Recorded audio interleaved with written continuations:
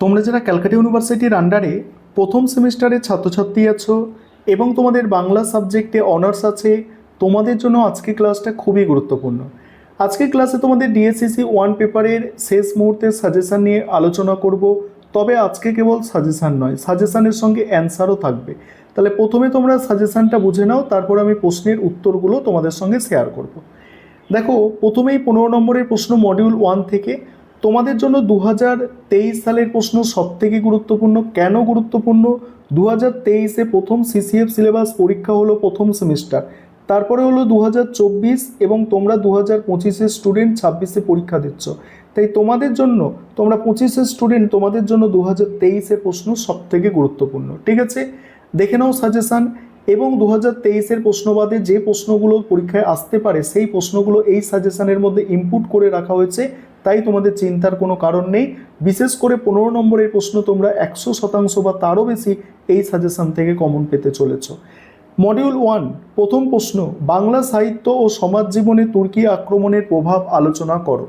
দ্বিতীয় প্রশ্ন, শ্রীকৃষ্ণ কীর্তন কাব্যের রচনাকাল, বিষয়বস্তু সংক্ষিপ্ত পরিচয় দিয়ে বাংলা সাহিত্যের ইতিহাসে কাব্যটির অভিনবত্ব বা গুরুত্ব বিচার করো। পরের প্রশ্ন হচ্ছে চর্যাপদের সাহিত্য মূল্য এবং ঐতিহাসিক গুরুত্ব আলোচনা করো। ঠিক আছে, এখানে সমাজচিত্র এসেছিল 2024-এ, তাই এবারে সাহিত্য মূল্য বা ঐতিহাসিক গুরুত্ব যেটা, এটা বড় প্রশ্ন হিসেবে খুবই গুরুত্বপূর্ণ। তারপরে দেখো, চর্যাপদের সমাজচিত্র সম্পর্কে আলোচনা করো, এটা দেখবে। মডিউল 2 থেকে এবারে দেখো 15 নম্বরের প্রশ্ন, ইম্পর্টেন্ট প্রশ্ন দেখে নাও। বৈষ্ণব পদাবলী সাহিত্যে বিদ্যাপতির কবি প্রতিভার পরিচয় দাও। পরের প্রশ্ন, শ্রী চৈতন্য চরিতামৃত গ্রন্থটি শুধু মহাপ্রভুর জীবনী গ্রন্থ নয়, তা গৌড়ীয় বৈষ্ণব দর্শনের এক অসাধারণ নিদর্শন, আলোচনা করো। তারপরে বাংলা অনুবাদ সাহিত্যে কৃত্তিবাস ওঝার অবদান আলোচনা করো।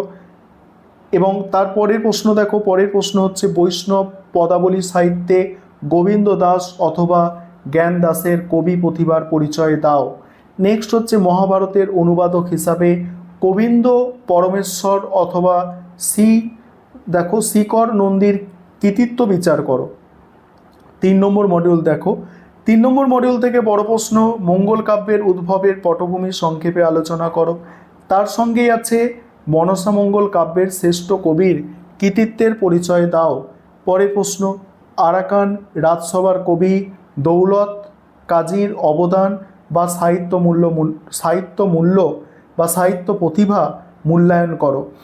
তারপরে ধর্মমঙ্গল কাব্যের বৈশিষ্ট্য এবং এই কাব্যের শ্রেষ্ঠ কবির কৃতিত্ব আলোচনা করো।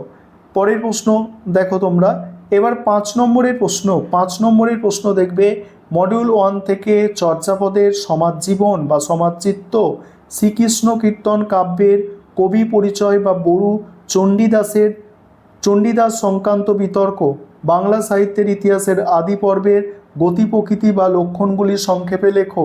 শ্রীকৃষ্ণ কীর্তন কাব্যের বিষয়ক বিতর্ক সংক্ষেপে আলোচনা করো। বাকি প্রশ্ন দেখো, মালাধর বসু, নেক্সট হচ্ছে চণ্ডীদাস, তারপরে গোবিন্দ পরমেশ্বর, এগুলো টিকা আকারে তৈরি করতে হবে। এবং বাকি সাজেশানের পোর্শনটা দেখে নাও তোমরা। এবারে প্রশ্নের উত্তর কিভাবে গুছিয়ে লিখতে হয় সেই বিষয়টা এবার তোমাদের দেখে নেওয়ার সময়। দেখো, 15 নম্বরের প্রশ্ন মডিউল 1 থেকে দেখো, প্রথম প্রশ্ন, বাংলা সাহিত্য সমাজ জীবনে তুর্কি আক্রমণের প্রভাব। প্রথমেই তোমরা একটা ইন্ট্রোডাকশান লিখছো, তারপরে তুর্কি আক্রমণের প্রভাবগুলি নিচে আলোচনা করা হলো। সেখানে দেখো, প্রাথমিক অভিঘাত ও তথাকথিত অন্ধকার যুগ। পরের পয়েন্ট হচ্ছে বাংলা ভাষার জাগরণ ও রাজকীয় পৃষ্ঠপোষকতা। নেক্সট হচ্ছে সামাজিক রূপান্তর ও সমন্বয়বাদী সংস্কৃতি। তারপরে উপসংহার দিয়ে প্রশ্নের উত্তর শেষ করা আছে। দ্বিতীয় প্রশ্ন, শ্রীকৃষ্ণ কীর্তন কাব্যের রচনাকাল বিষয়বস্তু দিয়ে যে প্রশ্নটা আছে, এই প্রশ্নের উত্তর দেখো। প্রথমে ভূমিকা, তারপরে রচনাকাল সংক্রান্ত বিতর্ক ও সিদ্ধান্ত, তারপরেই আছে যে কাব্যের বিষয়বস্তু ও আখ্যান ভাগ। নেক্সট হচ্ছে সাহিত্যের অভিনবত্ব ও গুরুত্ব। তারপরে দেখো, তারপর উপসংহার দিয়ে প্রশ্নের উত্তর শেষ করা হচ্ছে। এবং পরের প্রশ্ন, যেটা মোস্ট ইম্পর্টেন্ট প্রশ্ন, সেটারও অ্যান্সার তোমরা দেখে নাও। ঠিক আছে, তোমাদের সঙ্গে আজকে 1 নম্বরের প্রশ্নের অ্যান্সারও শেয়ার করব এবং তোমাদের যাদের স্টাডি মেটেরিয়াল অর্থাৎ পিডিএফ নোটস কেনার দরকার আছে তোমরা অবশ্যই স্ক্রিনে দেওয়া নম্বরে যোগাযোগ করে তোমরা যে কোনো সেমিস্টারের জন্য স্টাডি মেটেরিয়াল পারচেস করতে পারো। দেখো এবারে মডিউল 2 থেকে ইম্পর্টেন্ট প্রশ্ন অ্যান্সার তোমাদের সঙ্গে শেয়ার করি। বৈষ্ণব পদাবলিতে বিদ্যাপতির কবি প্রতিভার পরিচয়। অ্যান্সারটা দেখো দেখো আমি স্ক্রল করে যাচ্ছি, তোমরা সম্পূর্ণ অ্যান্সার দেখে নাও। এই হচ্ছে উন্নত মানের উত্তর। তারপর দ্বিতীয় প্রশ্নের উত্তর তোমরা দেখো, প্রথমেই ভূমিকা, তারপরেই বিভিন্ন যে পয়েন্ট গুরুত্বপূর্ণ সেই পয়েন্ট দিয়ে প্রশ্নের উত্তর যেভাবে সাজানো হয়েছে দেখতে পাচ্ছ, এইভাবে প্রশ্নের উত্তর লিখতে হবে। এবার তোমরা যদি 5 নম্বরের প্রশ্ন দেখো বা 5 নম্বর বা তোমরা এটা মডিউল 3 আছে, দেখো তোমরা এগুলো হচ্ছে 1 নম্বরের প্রশ্ন। 1 নম্বরের প্রশ্ন যদি দেখো দেখবে সেখানেও 1 নম্বরের প্রশ্নও দেওয়া আছে তোমাদের পরীক্ষার জন্য গুরুত্বপূর্ণ 1 নম্বরের প্রশ্ন, এবং প্রতিটা মডিউল অনুযায়ী তোমাদের জন্য 1 নম্বরের প্রশ্ন এই স্টাডি মেটেরিয়ালের মধ্যে পেয়ে যাবে। তাই যে সাজেশান তোমাদের দিয়েছি সাজেশান ফলো করবে, এবং যাদের স্টাডি মেটেরিয়াল পারচেস করার দরকার থাকবে তোমরা অবশ্যই স্টাডি মেটেরিয়াল পারচেস করে নিতে পারো।